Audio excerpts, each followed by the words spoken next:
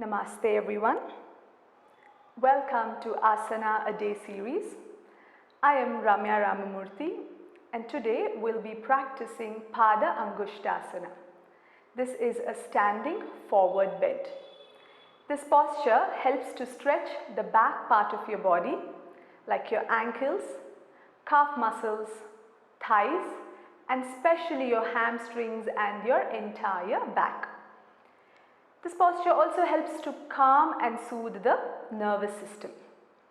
Now remember, if you have any health conditions or injuries, it is important that you have the approval of your physician to practice yoga. So let's get started. To begin with, come into a standing posture where your feet is hip width apart. Firmly ground your feet into the mat. Hands on your hips and tuck your tailbone in so that there is no unnecessary arch in the lower back and your spine remains straight. Now keeping your spine straight, inhale. As you exhale, bend halfway, chest is parallel to the mat. Now you could choose to stay here, especially if you have any back pain or hip pain. If you would like to deepen, bend your knees. Now as you're bending your knees, don't sink your hips down. Keep lifting your hip as high as you can, but bend your knees. And then release your hands. Grip your big toe with your 3 fingers. Just like how you will hook onto something, like that, grip your big toe with your 3 fingers. Adjust your feet as needed. Don't put all the weight on your heel. Also press your toes firmly on the mat. Another common mistake which we tend to do.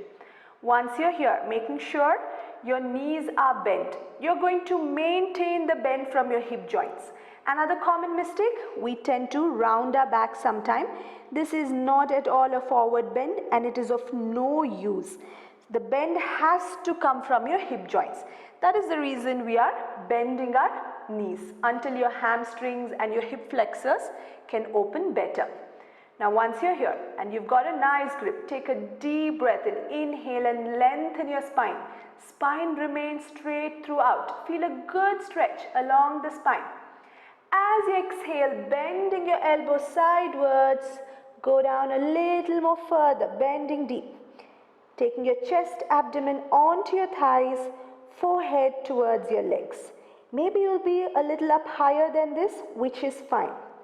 Now once you're in the posture, check your shoulders. Don't jam your shoulders towards your ears. Shoulders are away from your ears, so consciously take it away. As you do this, you will be able to lengthen your spine a little more, feeling a good stretch along your back and your hamstrings. Now you will stay here and hold for a good 5 to 10 breaths. With every exhalation, if you're ready to deepen, bend your elbows further and go down a little more. So as you inhale, you lengthen your spine. As you exhale, deepen your forward bend. Few things you're going to check. Check if your abdomen and chest is resting on your thighs. This will make sure your spine is straight. Your hip is lifting up, not towards the mat. Knees can be bent. Eventually you'll be able to straighten it. And make sure your shoulders are away from your ears. And the weight is evenly distributed on your feet completely, not just on your heels. And now to come out of the posture, inhale, straightening your elbows, lift your head up, chest up, come up halfway. You could stay here for a few seconds, continuing to enjoy this stretch a little more. Feel free to keep your knees bent. And then release the grip. Place your hands on your hips. Spine is still straight. Now that you bent forward, let's do a slight counter posture, which is a back bend.